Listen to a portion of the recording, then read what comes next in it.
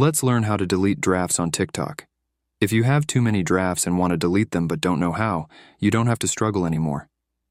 After watching this video, you'll know how to do it. The first thing you need to do is open the TikTok app.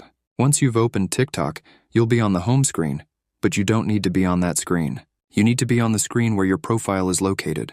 To access this screen, click on the profile option in the bottom right corner of the screen. Once you're on that screen, you'll see all your videos. However, you need to click on your drafts, which are located below your other videos. When you click on your drafts, the screen where all of them are located will open. On that screen, click on the Select option in the top right corner. When you click on Select, another option will appear. If you want to delete all drafts, click on the Select All option in the top left corner. This will select all the drafts you have. Now click on the Delete option at the bottom of the screen. If you want to delete individual drafts, just click on the circle in the top right corner of that draft. Once you've selected them, click on the Delete option and that's it. You've successfully deleted drafts on TikTok. So thanks for watching. See you in the next video.